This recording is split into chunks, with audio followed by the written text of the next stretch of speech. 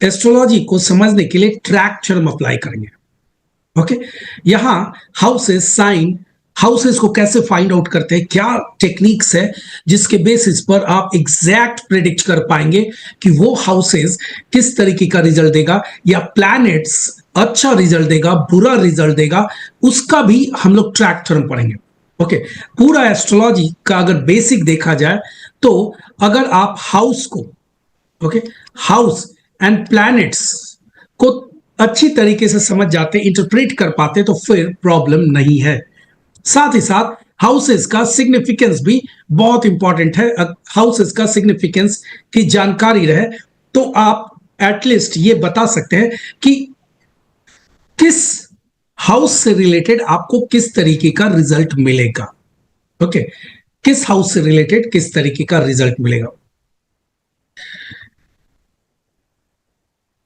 अभी हम लोग स्टार्ट करेंगे, आज डे 1 है, so we will start from the beginning, जहां पर हम लोग 12 house and 12 sign and houses के सिग्निफिकेंस को भी स्टडी करेंगे कि हाउसेस का सिग्निफिकेंस क्या है।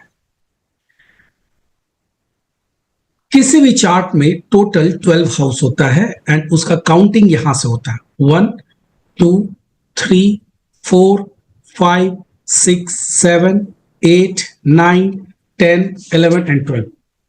ओके, किसी भी हाउस में टोटल 12 हाउस होता है। ये हाउसेस क्या करता है, ये हाउसेस का अपना सिग्निफिकेंस है, अपना महत्व है। ये महत्व क्या है, तो ईच एंड एवरी हाउस से आप जातक के जीवन के अलग अलग लाइफ इवेंट्स के बारे में फाइंड आउट कर सकते हैं।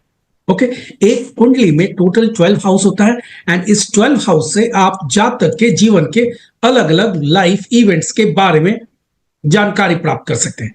जैसे यहां पर आपको ये फर्स्ट हाउस दिख रहा है। ओके, ये नंबर दिया गया, first house, second house, third house, fourth house, fifth house, sixth house, seventh, ये नंबर है। फर्स्ट हाउस से हम लोग क्या देखते हैं, तो बॉडी, हेल्थ, हेल्थ के बारे में, सेल्फ के बारे में, मतलब फिजिकल कॉन्स्टिट्यूशन ऑफ द जातक का फिजिकल कॉन्स्टिट्यूशन कैसा रहेगा, इसकी जानकारी आपको लग्न से मिलता है। जातक का हाइट क्या रहेगा, जातक वेल बिल्ट रहेगा, उसका स्ट्रक्चर वीक रहेगा, क्या उसका फिजिकल स्ट्रक्चर रहेगा, इसकी जानकारी आपको लग्न से मिलती है। ओके, लग्न इंडिकेट करता है। सेकंड हाउस राइट आई का है, दाहिना आंख सेकंड हाउस है। ओके, इतना ही नहीं, सेविंग, आपने देखा होगा कि कुछ लोग बहुत अच्छा बात करते हैं, कुछ लोग थोड़ा कड़वा बोलते हैं, स्ट्रेट फॉरवर्ड भी कुछ लोग रहते हैं। सो क्या कारण है कि कुछ लोग थोड़ा कड़वा बोलते हैं एंड कुछ लोग थोड़ा चीजों को समझ के संभाल कर बोलते हैं। सो ये सब आपको कैसे पता चलेगा, तो सेकंड हाउस पर। Okay, malefic influence in the second house जातक का स्पीच कड़वा कर देगा। ओके, कड़वा कर देता है, जातक का स्पीच थोड़ा हार्श कर देगा, लोगों को वो शब्द पसंद नहीं आता है। वही अगर बेनिफिक प्लैनेट्स रहता है तो जातक का स्पीच अच्छा कर देता है, जातक बहुत सॉफ्ट टोन में बात करता है, जातक का राइट आई अच्छा रहता है। फैमिली, सेकंड हाउस फैमिली को भी इंडिकेट करता है, तो जातक का फैमिली भी अच्छा रहेगा। ओके, अगर यहां पर सैटर्न जैसा प्लैनेट्स रहे, अभी मैं जो आपको प्रेडिक्शन करना बता रहा हूं वो एक जनरल लेवल पर है, याद रखिएगा, लेकिन आपको इसी चीज को बेस बनाकर आगे फ्यूचर में प्रेडिक्शन करना है। सैटर्न, सपोज यहां पर सैटर्न प्लेस्ड है। ओके, सपोज यहां पर सैटर्न प्लेस्ड है या कोई भी मेलफिक प्लैनेट्स प्लेस्ड है, not Saturn, any malefic planets if suppose placed है, तो क्या होगा। अगर मेलफिक प्लैनेट प्लेस्ड है तो वो करेगा क्या, मेलफिक प्लैनेट्स क्या होता है, अशुभ प्लैनेट्स। एस्ट्रोलॉजी में सैटर्न को, मंगल को, राहु केतु को और कृष्ण पक्ष का चंद्रमा, ओके, कृष्ण पक्ष का चंद्रमा, याद रखिएगा, ये डिफिनेशन के लिए ये ठीक है कि कृष्ण पक्ष का चंद्रमा अच्छा रिजल्ट नहीं दे पाता है, मतलब मेल फिक होता है, बट हम लोग आगे के सेशन में ये पढ़ेंगे कि अगर किसी हाउस के सिग्निफिकेंस को डिले या डिनाइल करने वाला अगर कोई प्लैनेट्स है तो इन्हीं चार को आपको कंसीडर करना है।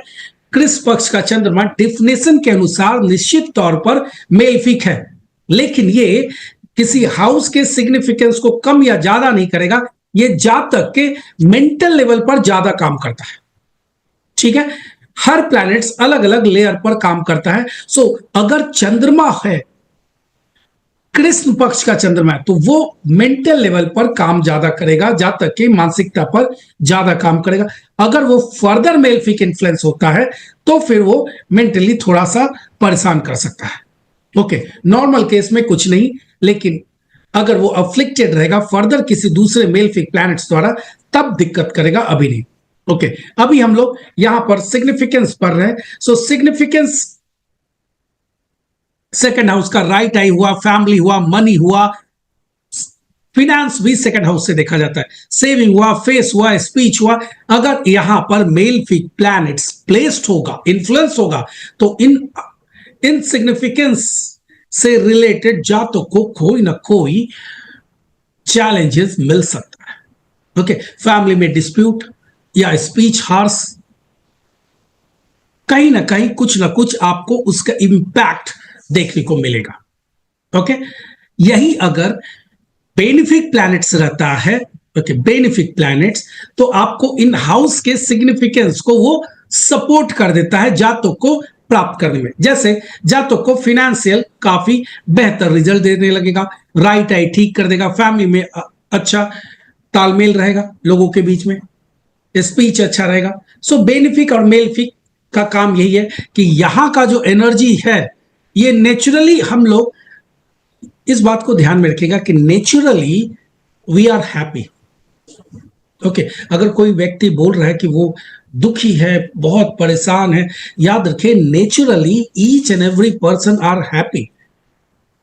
आप किसी बच्चे को देखिए, उसे किसी बात की चिंता नहीं रहती, लेकिन जैसे जैसे ये समझ आने लगता है वैसे वैसे जातों को प्रॉपर्टी से रिलेटेड, फिनेंस से रिलेटेड, रिलेशनशिप से रिलेटेड या अलग अलग चीजों से रिलेटेड स्ट्रेस बढ़ने लगता है। ओके, सो हर हाउसेस नेचुरली आपको इस जीवन की यात्रा का लगेज है। मतलब ये राइट आई बनाया, आपको फैमिली दिया, स्पीच दिया, नेचर ने आपको दिया, लेकिन साथ ही साथ इसमें अलग अलग स्पीड ब्रेकर को रखा या उसको स्पीड बूस्ट अप करने वाला प्लैनेट्स को भी लगा दिया। अगर यहीं पर बेनिफिक प्लैनेट्स है तो इस हाउस का जो नेचर है वो थोड़ा उसका स्पीड बढ़ जाएगा। अब जब तक का स्पीच अच्छा हो जाएगा, आई ठीक रहेगा, फिनेंस भी ग्रोथ होगा। ओके, सो इस तरीके से आपको समझना है।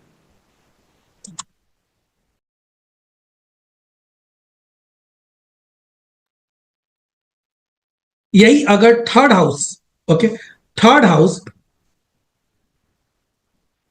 में मेलफिक प्लैनेट्स हो तो क्या होगा, या बेनिफिक प्लैनेट्स हो तो क्या होगा।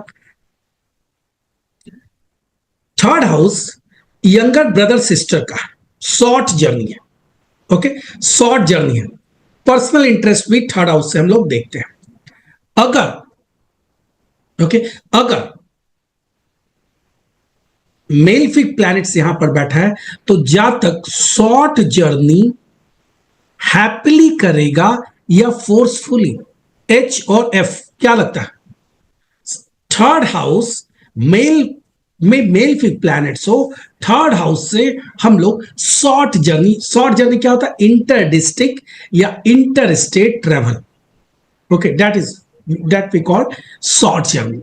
सो अगर कोई जातक शॉर्ट जर्नी के हाउस में उस जातक के मेलफिक प्लान प्लेस्ड है तो जातक को यहां पर फोर्सफुल यात्रा करना पड़ता है। कुछ लोगों को देखेंगे कि मजबूर है कि वो डेली का डेली एक ऑफिस जाने के लिए भी कुछ लोग 60 किलोमीटर, 40 किलोमीटर या उससे भी ज्यादा ट्रेवल करना पड़ता है। ओके, सो यहां पर आपको फोर्सफुल यात्रा करना पड़ता है। यही अगर बेनिफिक रहेगा तो जातक ट्रेवल करेगा लेकिन फोर्सफुल नहीं, हैप्पीली। हो सकता है उसको वही 60 किलोमीटर का यात्रा उसको खुशी देता हो। अगर थर्ड हाउस में बेनिफिक प्लैनेट्स है तो आप देखेंगे कि जहां तक यही मेलफिक रहेगा तो जहां तक क्या करेगा, एक सेकंड क्लास में ट्रेन यात्रा करेगा, काफी कंजस्टेड रहेगा, काफी भीड़ रहेगा वहां पर, एंड वहां पर बेचारा मजबूर रहेगा जहां तक ट्रैवल के लिए।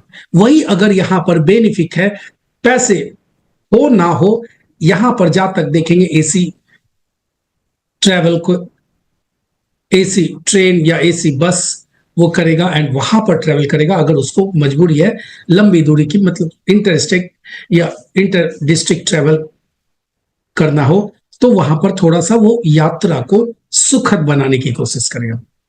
Okay, so happily and forcefully आपको देखकर यहां पर मेल फी प्लांट्स को देखकर बता सकते हैं।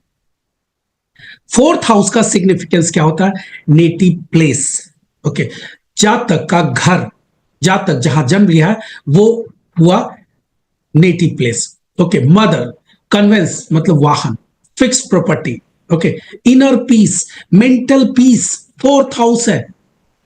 ओके, फोर्थ हाउस है। अगर यहां पर मेलेफिक प्लैनेट्स रहा तो क्या जातक को मेंटल पीस मिलेगा? सिंपल लॉजिक, कोई कॉम्प्लिकेटेड नहीं।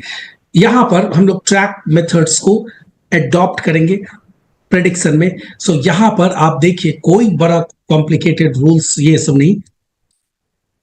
एक जातक आपके पास आता है और यहां पर उसको कोई मेलफिक प्लैनेट्स एक के साथ साथ दो दो मेलफिक प्लैनेट्स प्लेस्ड है।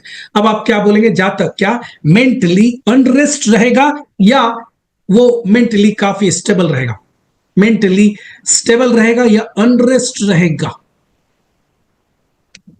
क्लियर है? अनरेस्ट रहेगा, करेक्ट, अनरेस्ट। ठीक है, अनरेस्ट रहेगा, ऐसे जातक अनरेस्ट रहता है मेंटली। सो आपको ईच एंड एवरी हाउसेस से क्या देखा जा सकता है उसको आपको फाइंड आउट करना है। Later on we will also find out कि क्या उससे कैसे प्रेडिक्शन करना है। ओके, फिफ्थ हाउस, ये फिफ्थ हाउस है। फिफ्थ हाउस से क्या देखते हैं? Child, love affair, speculation, share market, lottery. Okay, speculation हम लोग फिफ्थ हाउस से देखते हैं, लव अफेयर हम लोग फिफ्थ हाउस से देखते हैं, चिल्ड्रन के बारे में फिफ्थ हाउस से देखते हैं, एंड क्रिएटिविटी भी फिफ्थ हाउस से देखते हैं। ओके, फिफ्थ हाउस से देखते हैं। एक गोल्डन रूल्स याद रखिएगा, फिफ्थ हाउस में राहु, राहु क्या है? इल्यूजन है। ओके, इल्यूजन है। फिफ्थ हाउस में राहु कैसा बनाएगा? जातक अपनी प्रेमिका को लेकर एक पागलपन की स्थिति में रहेगा। ओके, वो पागलपन कैसा होगा? या तो बहुत प्यार करेगा या तो बहुत नफरत करेगा। दोनों ही हो सकता है, भ्रम दोनों प्रकार का हो सकता है। टू टाइप्स ऑफ इल्यूजन हो सकता है। इल्यूजन का मतलब इल्यूजन, इल्यूजन किसी तरीके से हो सकता है। ओके, सो ऐसे व्यक्ति का लव अफेयर पेनफुल तरीके से ब्रेक होता है। अदर मेल फिक भी रहे तो वहां लव अफेयर को लेकर थोड़ा सा चिंता लगा रहता है जातक को।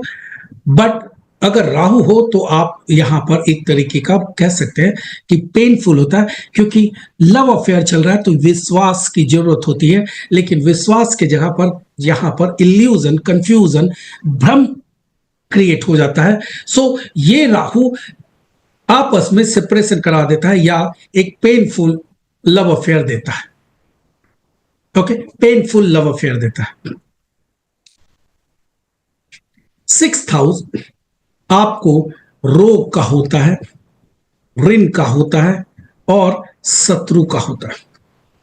रोग, ऋण, शत्रु, डेप्ट, disease, enemy and work place भी है। ओके, वर्क प्लेस भी सिक्स्थ हाउस से हम लोग देखते हैं। सिक्स्थ हाउस में अगर मेलफिक प्लैनेट्स हो तो क्या होगा? मेलफिक प्लैनेट्स क्या करेगा? इस हाउस के सिग्निफिकेंस को चैलेंज दे देगा, मतलब कम करने की कोशिश करेगा, रोग को कम करने की कोशिश करेगा, ऋण को कम करने की कोशिश करेगा और शत्रु को भी कम करने की कोशिश करेगा।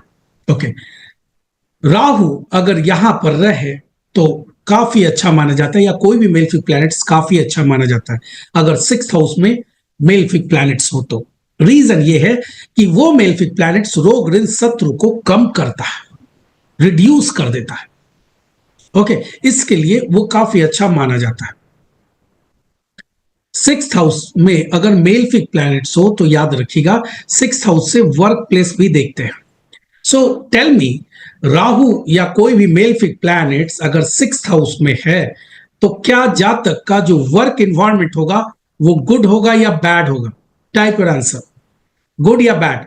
अगर सिक्स्थ हाउस में राहु या कोई भी मेलफिक प्लैनेट्स हो तो जातक को उसके ऑफिस का वर्क एनवायरमेंट अच्छा होगा या बुरा होगा? Very good. यहां पर आपको बैड मिलेगा, यहां पर मिसअंडरस्टैंडिंग मिलेगा। जातक को अपने जो ऑफिस कलीग रहेगा उनके बीच में जातक को कंफ्यूजन रहेगा कि, एंड ऑफिस वर्क में अगर कंफ्यूजन रहता है तो वो एक तरीके का थोड़ा मुसीबत क्रिएट करता है। ओके, लोग कॉन्स्पिरेसी रचते हैं कि ऐसे में जहां मिसअंडरस्टैंडिंग रहेगा तो वहां कॉन्स्पिरेसी भी रहेगा। लेकिन क्या ये कॉन्स्पिरेसी से जातक को कोई बड़ा इश्यूज होगा? जवाब है बिल्कुल नहीं। ओके, कॉन्स्पिरेसी का शिकार होना एक बात है, लेकिन उस कॉन्स्पिरेसी से निकल जाना एक दूसरी बात है। सो जातक के खिलाफ कॉन्स्पिरेसी हो सकता है, लोग तरह तरह की बातें करेंगे, लेकिन जातक इन उन सब से बाहर निकल जाएगा, बिकॉज मेलफिक प्लैनेट्स है, ये रोग को, ऋण को, शत्रु को खत्म करता है। ओके, यहां पर इन सब चीजों को अगर कोई प्रॉब्लम है तो इनसे बाहर निकालता है malefic planet in the sixth house.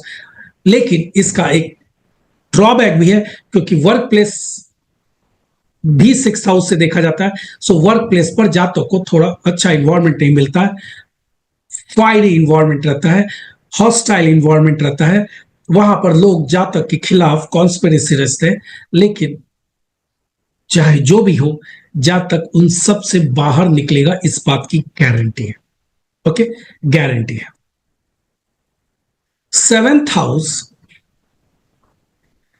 Marriage का है, पार्टनर का है, social status, business, open enemy का है seventh house. Okay, seventh house से आप क्या क्या देखते हैं? आप देखते हैं कि मैरिज होगा या नहीं होगा। ओके, मैरिज होगा या नहीं होगा, ये सेवेंथ हाउस से देखते हैं। पार्टनरशिप, पार्टनरशिप कैसा रहेगा, दोनों के बीच में अच्छा पार्टनरशिप रहेगा नहीं रहेगा, ये सेवेंथ हाउस बताता है। एंड सोशल स्टेटस, सामाजिक, सामाजिक कैसा स्थिति रहेगा समाज में उस जातक का, वो भी सेवेंथ हाउस बताता है। एंड ओपन एनिमी को भी इंडिकेट करता है seventh house.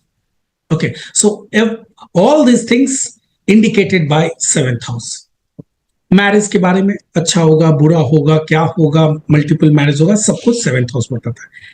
Eighth house hidden है, सीक्रेट है, hidden, secret, sudden ups and downs है। ओके, सीक्रेट ऑकल्टिज्म है। So love affair, secret love affair भी एट्थ हाउस से देखा जा सकता है। हर वो चीज जो सीक्रेट है वो एट्थ हाउस है। ओके, एंड सेवेंथ क्या? ओपन है। समाज में जो चीज आप पब्लिकली बताते हैं वो है सेवेंथ हाउस। आप देखिए, मैरिज को हम लोग पूरी तरीके से लोगों को बुलाकर बताते हैं कि मैरिज हो रहा है। इवन कोर्ट मैरिज में भी हम लोग सबको बताते हैं कि मैरिज हो रहा। आप इनविटेशन देते लोगों को कि आप मैरिज में आइए देखिए। सो ये एक ऐसा इवेंट है जहां पर लोग सभी को पब्लिकली बताया जाता है। एंड जातक का इमेज कैसा रहेगा ये पब्लिक डोमेन में, ये भी सेवेंथ हाउस बताते हैं। एट्थ हाउस हर वो चीज जो छुपा हुआ है।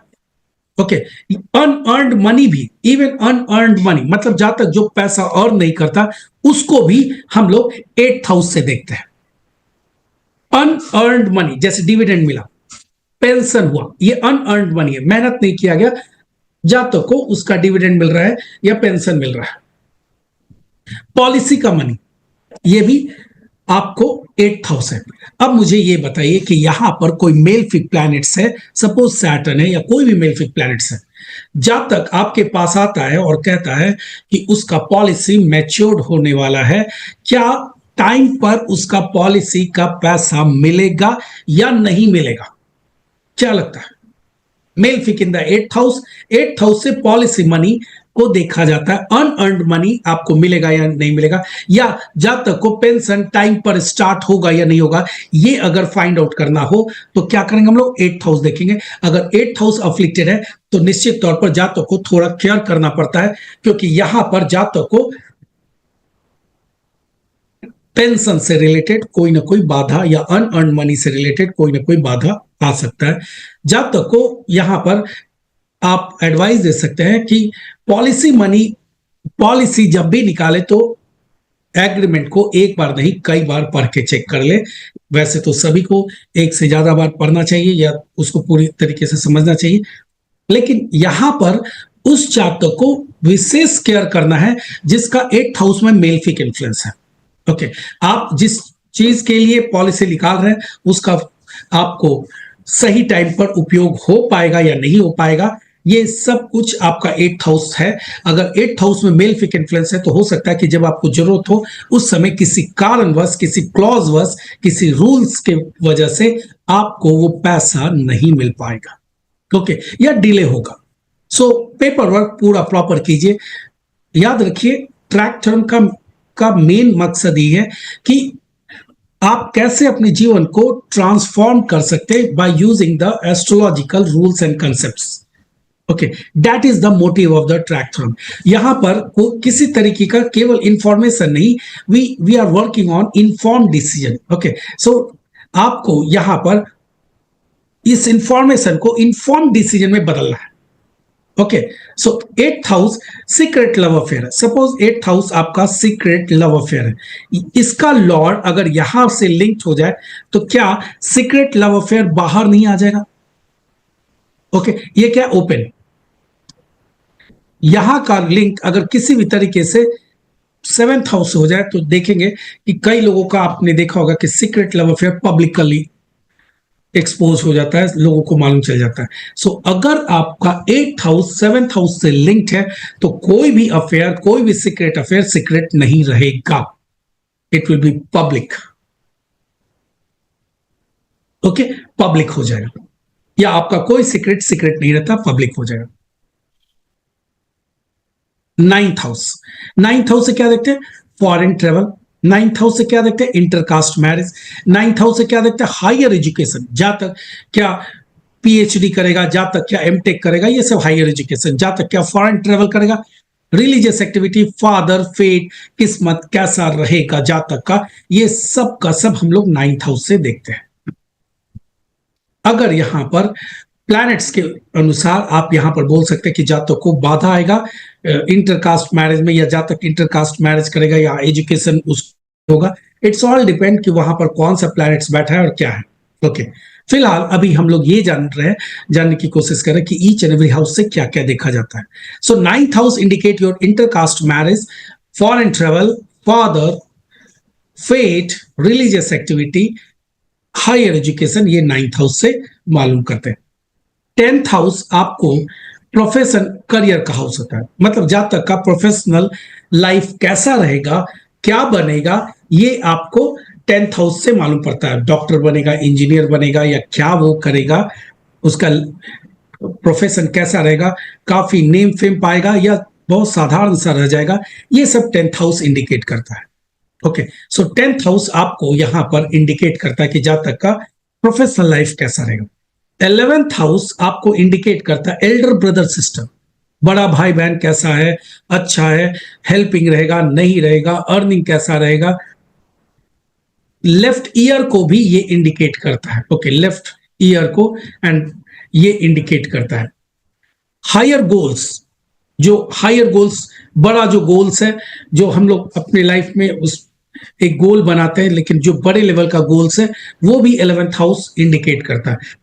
अगर मेल फिक यहां पर है तो जातक को हायर गोल्स अचीव करने में थोड़ा परेशानी होता है, जातक को थोड़ा बाधाएं आती है। एल्डर ब्रदर भी 11th हाउस से बताया जाता है, अर्निंग लेफ्ट ईयर भी 11th हाउस से ही हम लोग मालूम करते हैं। इस हाउस का एक खासियत है कि यहां पर मेल फिक हो या बेनिफिक हो, ओके, कोई भी हाउस, कोई भी प्लैनेट्स क्यों ना हो, इस हाउस में 11th हाउस में या तो मेल फिक हो या तो बेनिफिक हो, यहां पर अर्निंग से रिलेटेड कोई प्रॉब्लम नहीं आता है, ओके, जब तक यहां अर्न करेगा। ये एक एक्सेप्शनल हाउस है जहां पर मेल फिक भी अच्छा रिजल्ट देता है, बेनिफिक भी अच्छा रिजल्ट देता है कहा जाता है। बट बेनिफिक और मेल फिक रिजल्ट तो लगभग आउटकम लगभग वही रहता है कि फिनांस मिलता है, लेकिन नेचर ऑफ अर्निंग चेंज हो जाता है। अगर मेल फिक है तो जब तक का जो नेचर ऑफ अर्निंग है वो क्वेश्चनेबल मींस के थ्रू होता है, एंड वही अगर बेनिफिक प्लान्स है तो जो अर्निंग होगा वो समाज के नजर में काफी अच्छा माना जाता है, लेकिन अर्निंग दोनों में ही होगा। जैसे एक एग्जांपल अगर मैं कहूं कि सपोज कोई व्यक्ति शराब की दुकान से अर्न कर रहा है, ओके, शराब की दुकान से अर्न कर रहा है, तो क्या होगा,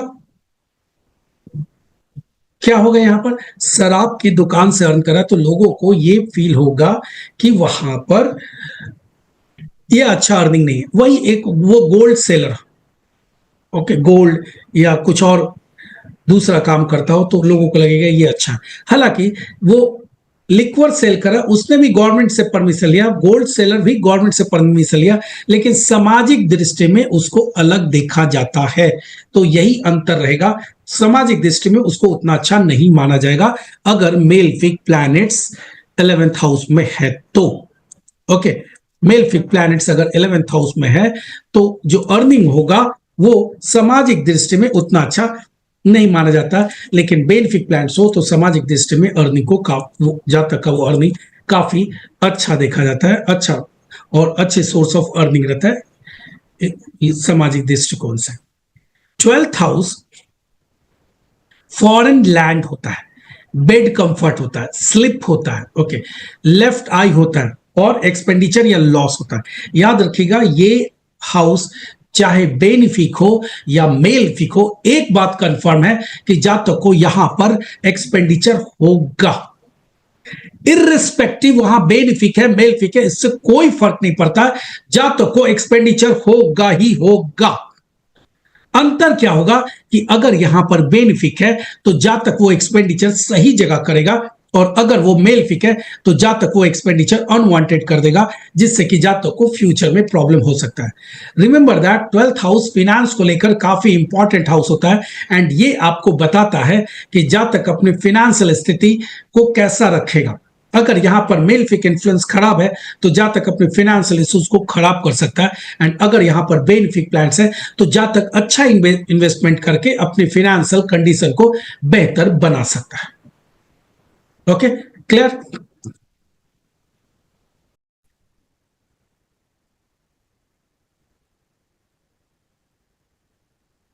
सी